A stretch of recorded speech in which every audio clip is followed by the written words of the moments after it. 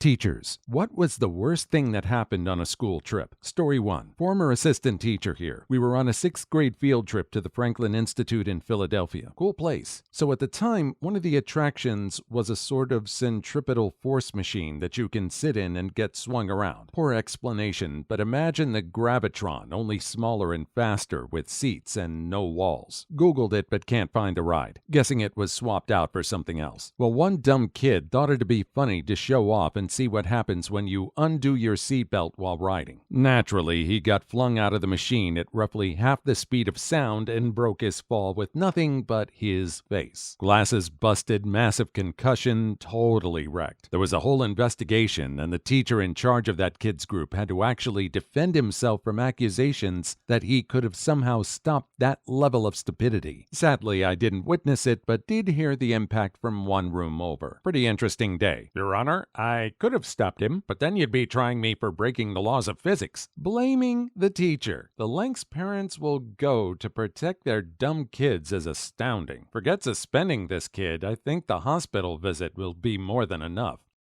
Story 2. I'm an English teacher in Korea, and field trips are different here. Usually, there are no additional chaperones. The teacher is responsible for all 25-ish students in their homeroom class during the trip. That means a field trip is often 8 classes of 25 students, 200 kids, and a maximum of 10 chaperones if some office staff get along. One of my first trips was to a large traditional market. It's a popular place to go, and there are usually thousands of people there all the time. Our buses arrived, and we all piled off in the parking lot. The kids were told via megaphone, "Be back in 1 hour. Go." And all 200 of them scattered into the crowds and tents while most of the teachers got back onto the buses to have coffee. Surprisingly, 99% of the kids were back on the buses when they were supposed to be. However, a good number had bought small hamsters, turtles, or goldfish. 2 weeks later, I couldn't find a single kid whose spontaneous pet was still alive. That last sentence was a different turn there. It's always interesting to see how kids in other countries are usually more well-behaved than the ones in America, but that statement about the pets kind of chills me a bit. Goldfish dying? Yeah, that can happen. Turtles? Not really. Aren't they supposed to last 100 years or something? Hamsters? Ugh, I shudder at that one. Story 3. Group trip to take a tour of a college campus. We had a young man jump out of a bus window while it was going down the highway. His long-term girlfriend had broken up with him a few days before, and he later explained that he didn't see the point of going on the college visit anymore because he didn't want to go to the same college as her, or even apply to the same ones. Denied up and down that it was an unaliving attempt. His friends circled the wagons and supported his story, and the story and rumors died quickly. He got some gnarly road rash, but avoided being hit by any cars. I always got the impression that it was in fact an unaliving attempt. If he didn't want to go on the tour, why go at all? Why board the bus? He could have stayed at school. This was several years ago. He is fine. People can be indecisive. Maybe he thought about staying behind at school and kind of missed his chance and got herded on the bus with everybody else. I can imagine the pressure getting to him as the bus started moving. But making that decision on the highway? That's a little too much for me to accept. I'm glad he's okay, but man, jumping out then? Ugh. Story 4. Okay, so not a teacher. But one time on a trip to the movies in 8th grade, one of the chaperones was my English teacher, who was deathly allergic to citrus. I think we know where this is going. On the bus ride back to school, a kid takes an orange, peels it, and throws it at her. Hard. Hard enough to the point where orange juice got all over her shirt. Not sure if it was revenge-related or just being a jerk. Anyway, she immediately starts having an allergic reaction, and we have to pull over on the side of the highway and wait for an ambulance. We go back to school, and the day is over. The school sends out an email basically saying, please don't attempt to unalive your teachers with allergic reactions, and that she will be fine. Although we had a substitute for 4 days, and the kid got expelled. Too long didn't read, kid almost unalives teacher with citrus allergy on the bus. Story 5. This happened just the other week. We had left the school about 5 minutes before on the bus when a student got my attention and said, Miss, someone hit a girl in the head with a bottle and she's crying. I think, here we go, and head down the back to settle them down. Get there, students all looking on and crowding on, and sure enough, The girl is in tears and is holding her hand against her head. Ask, "Are you okay?" And she pulled her hand away from her head, and it was gushing blood. We turned the bus around, and she ended up going to hospital. Long story short, head wounds bleed a lot. 12-year-olds make bad decisions, and everyone was okay in the end. Can't say I felt overly prepared for that, though.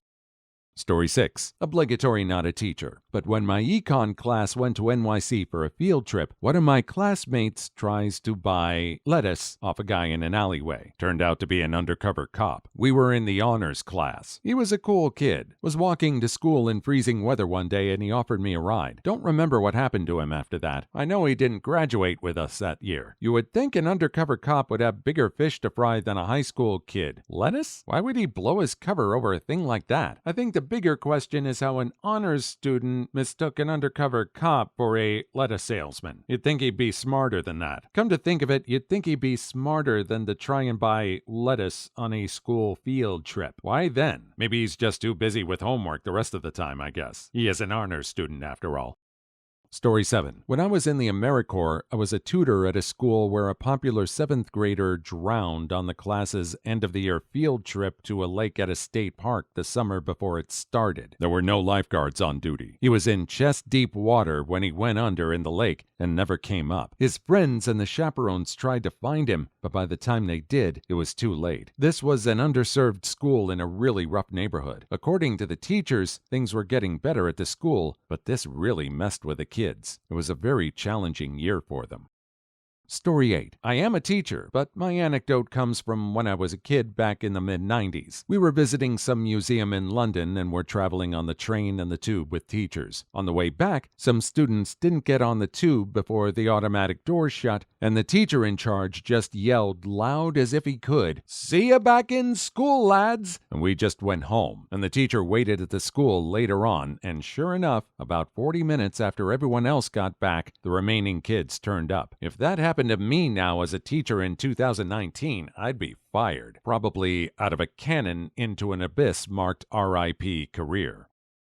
Story 9. Not a teacher, but I've got one from my college days. Our history class had gone to see a Civil War battlefield. One of the trails my professor wanted to go on was blocked off by a wire fence and marked as unsafe. The professor just looked at a hole in the fence, looked back at the class and said, "If they didn't want people going in, they wouldn't have left a convenient human-sized hole there," and let us through. We walked down through the trail, had a good discussion and a couple of pictures. But when we got back, a park ranger was there chewing out the teaching assistant who stayed by the bus. He let us go with a warning, but stalked us in a ranger vehicle the rest of the day. Wait, the professor made a bad choice, but the teaching assistant got chewed out? That's not fair at all. I'm glad everyone was safe. Why didn't the professor get any guff from this? Maybe it wouldn't have mattered. Maybe the professor has tenure. Story 10. At an apple orchard with young preschoolers. One kid who was always an issue in some way or another pooped his pants. Fully, and didn't say anything. I just happened to pass him and smelled it. There were no restrooms, just a porta-potty. Had to stand him on the edge and try and get as much of the flattened turd out of his pants because there was no way he was going to sit in poo-filled pants for the 30-minute drive back. I was gagging, and the kid was doing everything but following my directions. At one point, thought he was going to fall into the hole. It was awful. When I was a kid, our bus broke down outside Baltimore, and we were there for like 3 hours. Story 11. Obligatory, not a teacher, but story. I went to a water park in 3rd grade, and remember, after our class got changed into our bathing suits, we noticed a kid was missing, and so were all the teachers. Then we looked out at the area where the slides were, and witnessed this kid sprinting, butt naked, dropping logs as he went with 3 teachers and a lifeguard trailing him. They caught him, shut down half of the park for an hour, and called his mom to come get him. And to this day, I can't figure out why he did it. Story 12. Not a teacher, but a student. We went out ice skating. A 190-pound guy we sorta knew. He was in one of my classes. Didn't like him, but was too nice to tell him off. Was having trouble staying up, and was the closest person to him, so he grabbed me and used me for stability. Only problem was, he was putting all of his weight on me and ended up pushing me down. Then, because that was what was keeping him up, he fell, and in the process stepped on top of my fingers and sliced 4 of them open. I really really, really despise that guy. I'm okay, but still have the scars and a story to tell. Ooh, I'm glad he's okay. That one could have gone really, really wrong. I could not imagine the conversation with the parents if that went really, really wrong. I actually wonder what the conversation with the parents was like currently. Story 13. I was a new teacher when the whole grade went on a field trip during the first week of school. In fact, I was so new that nobody, not even my colleagues, noticed that I wasn't on the bus, so it left without me. Fortunately, the destination was only about 15 minutes away, so it wasn't a big deal for me to jump in my car and follow the bus there.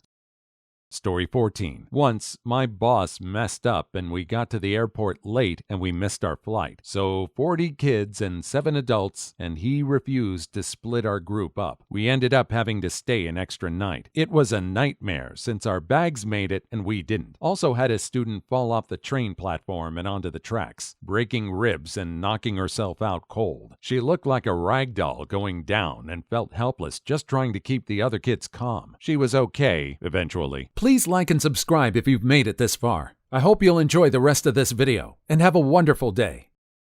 Story 15. My 15-year-old stepsister was caught giving a guy oral spiciness on the bus back from their ski trip. Catholic school. They both got asked to leave. She moved to a local public high school and was known as Oral Spicy Girl. Side note, 2 years later, my bio dad and stepmom split up. I'm back living with my mom in a different town, 4 hours away, and a new kid starts at the school, and he was telling the story of Oral Spicy Girl in our home ec class. Just couldn't escape it. Well, 4 hours away probably isn't enough to escape that kind of a story. I'm not into that kind of shaming, but kids are. They're really interested in stories like that. I wonder if this person kept his mouth shut when that story was stated. Story 16. It happened right before we would enter the bus. My students had been waiting for a few minutes and some guys were messing around. Warned them to act normal, but left them out of my sight for 1 minute to grab something from my postbox. In that time, they pressed the fire alarm. The whole school, 1,650 students, had to be evacuated to the car park, where the bus also waited. It was not my favorite morning. Story 17. Asked my students to be respectful of other pedestrians while on the trip, because some people wanted to enjoy the nature center by themselves. One kid saw a woman with her service dog and tried to pull on it because Mommy would let me have it. We had to leave because of that, and he ruined the entire trip for everyone. Mommy's not here, you little runt. Wow, thank you very much for my very first silver.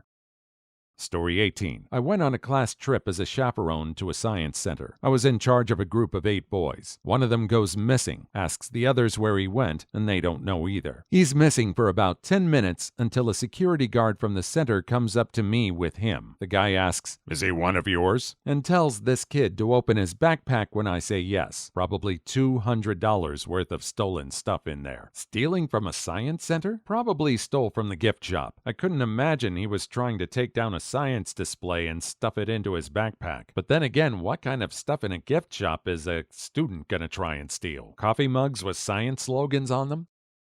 Story 19. A girl on a beta club trip thought it would be funny to put bomb on board in the window of the bus. The interstate was shut down, the bus was pulled over, and SWAT team raided the bus. The bomb squad was called in to sweep the bus even though the girl admitted it was a hoax. She didn't go to jail somehow. She was also a popular cheerleader and didn't get any disciplinary action from the school.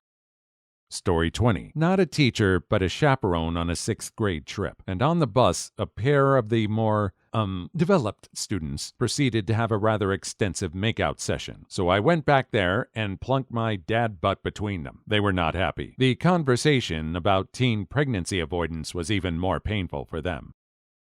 Story 21. Went to a new school camp which featured a night walk. We got sent out with no map onto a very poorly marked trail. A large gap opened up and one teacher wound up with 55 of the students panicking around her, while the 3 other adults had about 15 students with them. Eventually, we made it back to camp with the right number of kids. Not sure if they were all the same ones, though. A school camp with a night walk? Does no one watch Friday the 13th anymore? I blame the camp for still having that kind of practice.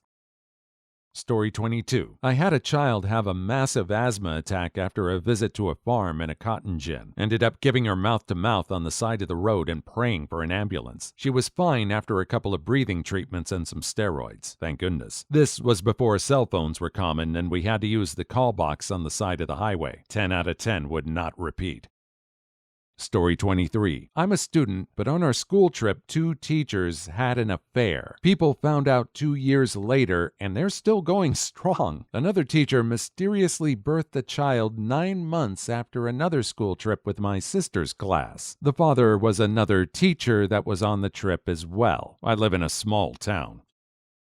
Story 24. I remember a story of my former religious education teacher. I don't know if it's the worst, but it's definitely funny. She naively went on a trip to Amsterdam with a graduation class. They told her it was because of the Anne Frank Museum, and she believed it, which is pretty cute. The hotel, especially stairs and elevator, were plastered with the end of joints. How much of a say did the kids have on what kind of trip they wanted to go on? More freedom than I had growing up, and if this was in Europe, the teacher had no idea Amsterdam had this kind of reputation? You know, good on those kids. Story 25. Once took the Model UN Club on a trip, all girls for some reason. The other teacher took the girls in while waiting outside for the stragglers. When I come into the building, see the whole group walk in a door and catch up with them. Turns out that door was the entrance to the girls' bathroom. I'm a guy. Story 26. My sis went to New York for a field trip, and the hotel told them not to drink the water. They found out a woman had drowned herself in the water tank, but apparently it was okay for them to bathe in it. My sis said the kids were washing themselves and going, "OMG, this is dead woman water." Story 27. Not a teacher, but had a friend on this school trip. One kid had to go to the bathroom while they were trying to get to medieval times. They had to stop 3 buses for one kid to relieve himself. The closest bathroom was in the gas station right next to a strip club. Everybody was in 8th grade. They didn't just go to the side of the road. They had to stop at a strip club? And why are they going to medieval times? Please tell me this was supposed to be a fun trip and not an educational trip. Please tell me that. Story 28. We went skating and one of the students fell, smacked her chin off the ice, and somehow got a skate blade to the face. She needed a bunch of stitches and was able to stick the tongue through the hole in. That's just her mouth. Story 29. Kids were going to a conference for a leadership service-oriented club. They got brought home early because a chaperone found a multi-person spicy time in one of the rooms that had been pre-planned in a group chat that almost all of the kids on the trip were in. That was a poop storm. Story 30. My boyfriend was a teacher, and his students went on the annual DC trip. It was like 2 kids in each hotel room or something, and there was 2 14-year-old boys that shared a room. One of the boys finished off into a pillow and then hit the other kid in the face with the sperm pillow. Ew, kids are gross. And you know what? I bet these 2 were best friends and not enemies. Kids are that gross. Story 31. Not a teacher, but once went on a trip to the woods. One kid climbed up one of the trees. After 10 minutes of sitting in the tree, he decided to go down, and one branch snapped and the kid fell. There was a small twig just sticking out of this kid's thigh. Story 32. As a first-grade student, the worst thing that happened to me was being sent home with pink eye just before my class and leaving for our field trip to the Bluebell factory. All I can remember was crying on my mom's lap all day because it was so unfair. Story 33. Band trip to Disney World. Lead bus driver knew a shortcut. This led to 5 large motor coaches lost in an orange grove somewhere near Orlando. No idea how much damage we did to those trees. The roads really weren't designed for huge buses. Florida and bus drivers don't mix. Florida bus drivers and orange groves don't mix. Florida and pretty much everything doesn't mix, really. Let's just leave it at that. Story 34. School camp out in the bush, and one of the kids got a tick on his member. Had to call an ambulance because the teaching staff obviously aren't allowed to interact with a student's staff. Story 35. One of my students thought it would be cute to sit in a baby swing. She got stuck. The NYPD had to be called. They cut her out of the baby swing in front of the whole grade, who naturally swarmed the area to watch. Story 36. I cut my hand open on one of those tuna lunch kits in first grade. I'd imagine that was a bad one for my teacher. Blood was everywhere, and I was afraid of opening cans until I was 15. A tuna lunch kit for a first grader? How long ago was this? Most lunch kits for kids these days would have nothing that a kid could cut themselves on. I don't hear about too many kids having accidents with their Lunchables. Story 37. A ninth grade student got caught with beer in his energy drink bottle. Student very nearly got hit by a car. A third student vomited, all on the same trip. Story 39. Not a teacher, but I got abandoned by my group and left at Fisherman's Wharf in San Fran for several hours when I was 11. So that was fun. Story 39. As a student, I was left behind at a Hutterite colony. I went to use the outhouse and the bus left. All these kids getting left behind. Do they not use the buddy system? On most field trips I went on, they had to make sure that you were with someone in your class at all times. But then again, there are kids that are unpopular. But even the teachers didn't remember this kid? Story 40. Not a teacher. I remember back in high school, my friend got caught jacking off in the furthest back seat on the bus by his mother. Story 41. Not exactly a teacher, but I worked for a treatment program for kids with ADHD. We took a trip to the botanical gardens with kids who earned the field trip. That's it? I think there's a lot missing from that story. That's a great setup, but where's the punchline? I feel cheated out of the rest of the story. Story 42. Not a teacher, just a student. Went to an aquarium just before finishing primary school, which had an ice wall. Story 43. We came back with an extra kid. The problem was we had more kids. Please leave your story in the comments. I would love to make a video on them in the future. Also, don't forget to like and subscribe.